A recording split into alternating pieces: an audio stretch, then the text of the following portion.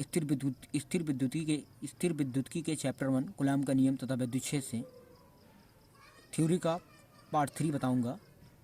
इससे पहले यदि आप मेरे चैनल पर नए हो तो प्लीज़ मेरे चैनल को सब्सक्राइब कर लीजिए, घंटी वाले बटन को प्रेस कर दीजिए ताकि मैं जो भी वीडियो बनाऊं उसका नोटिफिकेशन आपको सबसे पहले मिले। तो आइए आज का टॉपिक स्टार्ट करते हैं। आज देखिए हम सिंपल सा आज हमको निकालना है आज थ्योरी के तीसरे भाग में जो हमारा टॉपिक है वो ये है, एक समान बाह वैद्युत क्षेत्र में रखे द्विध्रुव पर लगने वाला बलयुग्म का आघूर्ण। आइए देखते हैं, हमने फिगर बनाया हुआ है, आपको ये फिगर समझा रहे हैं। देखिए एक समान वैद्युत क्षेत्र है, एक समान वैद्युत क्षेत्र है जिसमें एक वैद्युत द्विध्रुव वैद्युत क्षेत्र से थीटा कोण पर, थीटा एंगल पर रखा गया है। वैद्युत द्विध्रुव माइनस क्यू तथा प्लस क्यू आवेशों से मिलकर बना है। वैद्युत द्विध्रुव की लंबाई 2L है, जैसा कि आप जानते हैं वैद्युत द्विध्रुव की लंबाई 2L होती है। इस एक समान इस वैद्युत क्षेत्र के कारण इस प्लस आवेश पर इस माइनस आवेश पर एक बल कार्य करता है जो एक बलयुग्म का निर्माण करता है। और ये बलयुग्म क्या करता है, इस वैद्युत द्विध्रुव को वैद्युत क्षेत्र के समांतर करने का प्रयत्न करता है। ये सिंपल से फिगर में हमने समझाया आपको। आइए थ्योरी में आपको बता देते हैं।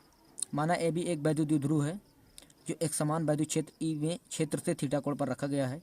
माना कि वैद्युत द्विध्रुव प्लस क्यू तथा माइनस क्यू आवेशों से मिलकर बना है तथा इनके बीच की दूरी 12 मीटर है। वैद्युत क्षेत्र ई के कारण प्लस क्यू आवेश पर एक बल F बराबर QV क्षेत्र की दिशा में, इस वैद्युत क्षेत्र क्या लिखा हुआ, वैद्युत क्षेत्र ई के कारण प्लस क्यू आवेश पर एक बल काम करेगा F, जिसकी डायरेक्शन इस डायरेक्शन में होगी, और दूसरा जो बल कार्य करेगा वो इसके विपरीत कार्य करेगा। ये है, जिससे इस तरीके से अगर पेन हमारी है तो ये घुमाने का प्रयत्न करेगा, ये इस तरीके से घुमाएगा, ये इस तरीके से इधर से भी एक बल काम करेगा और इधर से भी एक बल कार्य करेगा, लेकिन ये दूसरा बल जो होगा वो इस वैद्युत क्षेत्र की विपरीत दिशा में होगा। एक बल ये है लेकिन परिमाण में समान होगा। क्षेत्र की दिशा में ये लिखा हुआ है प्लस वैद्युत क्षेत्र ई के कारण प्लस क्यू आवेश पर एक बल F बराबर QV क्षेत्र की दिशा में तथा माइनस क्यू आवेश पर उतना ही बल क्षेत्र की विपरीत दिशा में लगता है। आइए हम आपको इसका व्यंजक निकाल के बताते हैं। अभी हम इसकी व्यंजक की गणना करेंगे। तो जो बल क्षेत्र की विपरीत दिशा में लगता है जिससे एक बलयुग्म का निर्माण होता है। आइए देखते हैं।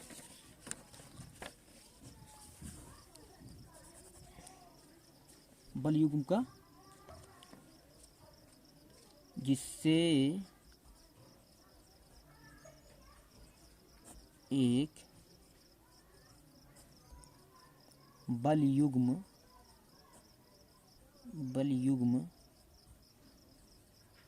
का निर्माण होता है।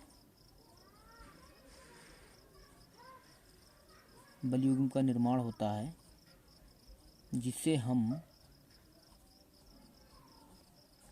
हम इधर देखिए, इसे बोलते हैं टाउ। टाउ से प्रदर्शित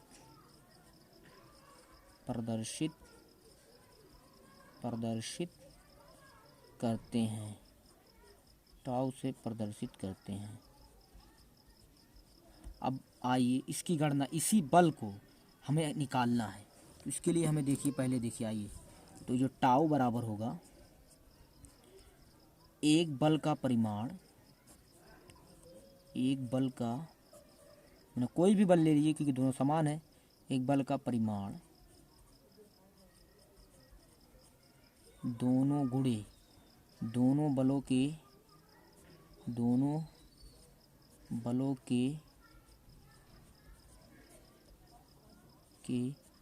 बीच की लंबवत दूरी। अब देखिए, आइए हम फिगर में आपको दिखा दे रहे हैं। देखिए ये जो है ABC एक समकोण त्रिभुज बन गया है। ABC क्योंकि देखिए आप देख सकते हैं कि सबसे बड़ी भुजा कर्ण है, ये आधार है, लंब है, इस पर ये लंब डाला गया, BC लंब है इस पर। तो यही हमको दूरी चाहिए, ये BC चाहिए हमको, तो और ये BC हमको चाहिए, तो BC लंब है। तो आइए इसकी गणना कर लेते हैं BC की। तो हम सिंपल से इसमें फार्मूला लगाते हैं, साइन थीटा लगाएंगे क्योंकि लंब बटे वही होता है साइन, हम यहाँ पर साइन थीटा बराबर लगाएंगे। Sine theta is equal to लंब बटे कर्ण, यानी BC बटे साइन थीटा बराबर होगा लंब बटे कर्ण 2L। अब BC बराबर हो जाएगा 2L साइन थीटा। अब इसी मान को हम इस समीकरण में रख देंगे। आइए देखते हैं। एक बल का परिमाण F, एक बल F है और ये 2L sine theta, 2L sine theta. और यही F जो है, देखिए F बराबर एक सूत्र आपने पहले पढ़ा हुआ है Q इंटू E, ये होता है। यही सूत्र का हम इस्तेमाल करेंगे। तो इधर हो जाएगा F की जगह पे QE into 2L sign theta. अब देखिए एक सूत्र और जानते होंगे आप, P बराबर वैद्युत द्विध्रुव का आघूर्ण 2L इंटू क्यू। अब यहाँ जहाँ पर 2L इंटू क्यू मिल रहा है उसकी जगह P लिख दीजिए। तो आप इसको लिखिए 2QL E साइन थीटा। ये टाउ बराबर है, टाउ बराबर लिखिए आप 2QL की जगह पे हम लिख दे रहे हैं PE, ये पूरा हो गया P साइन थीटा। अब इसका सदिश रूप देख लेते हैं, इसका सदिश रूप देख लेते हैं। तो टाउ, टाउ सदिश मतलब वेक्टर, ये साइन थीटा है तो क्रॉस प्रोडक्ट लगेगा। आप जानते होंगे, पहले पढ़े होंगे क्रॉस प्रोडक्ट। जब साइन थीटा रहता है तो वहाँ क्रॉस प्रोडक्ट होता है, और जब डॉट ओ क्या बोलते हैं कॉस थीटा रहता है तो वहाँ डॉट प्रोडक्ट होता है। तो ये सदिश स्वरूप है। आइए इसकी कुछ विशेष स्थितियाँ देख लेते हैं। कुछ विशेष स्थितियाँ, कुछ विशेष स्थितियाँ।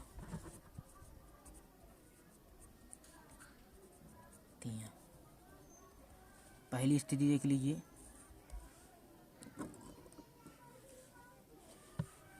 यदि वैद्युत द्विध्रुव, यदि वैद्युत द्विध्रुव, यदि वैद्युत द्विध्रुव क्षेत्र की दिशा के समांतर, क्षेत्र की दिशा मतलब क्या, वही वैद्युत क्षेत्र की दिशा, विद्युत क्षेत्र की दिशा के समांतर, दिशा के समांतर, समांतर क्षेत्र की दिशा के समांतर, समांतर रखा है, तो रखा है, देखिए क्षेत्र की दिशा के समांतर रखा है, तो उस दिशा में जो कोण बनेगा थीटा इक्वल टू 0 डिग्री बनेगा। तब टाउ जो होगा, तब टाउ इक्वल टू 0 होगा। अब कैसे होगा ये हम आपको बता दे रहे हैं। आप सूत्र पढ़ चुके हैं, tau equal to PE sine theta. आप साइन थीटा का थीटा की जगह पे रख दीजिए, थीटा इक्वल टू 0 है, tau equal to PE sine 0 degree, tau equal to P into E into 0, sine 0 का मान 0 होता है, टाउ इक्वल टू 0 आ गया। इस दिशा में जो होगा तो लिखेंगे आप यहाँ पर, आइए देखते हैं, लिखेंगे इस स्थिति में, इस स्थिति में, इस स्थिति में, इस स्थिति में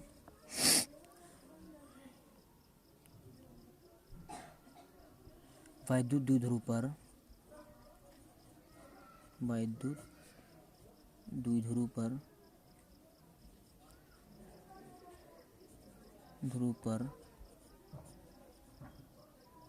कोई बलयुग्म, बलयुग्म कार्य नहीं करेगा, नहीं करेगा,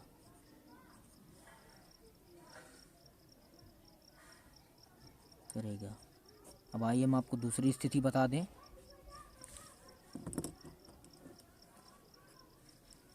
यदि वैद्युत द्विध्रुव, यदि वैद्युत द्विध्रुव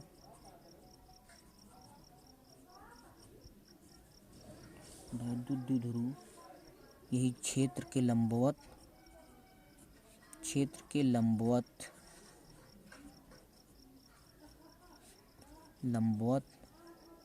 वैद्युत द्विध्रुव यदि वैद्युत द्विध्रुव क्षेत्र के लंबवत रखा हो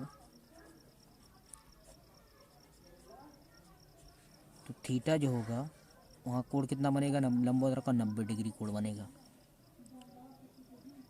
तब इस पर लगने वाले बल का आघूर्ण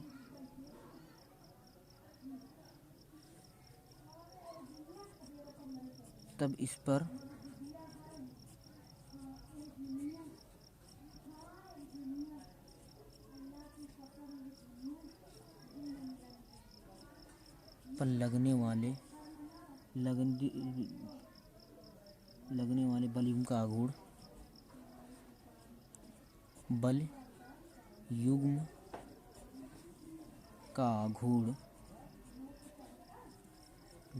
का आघूर्ण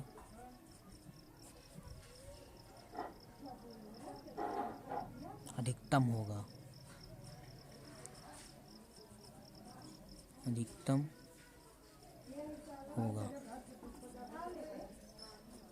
यानी कहलाएगा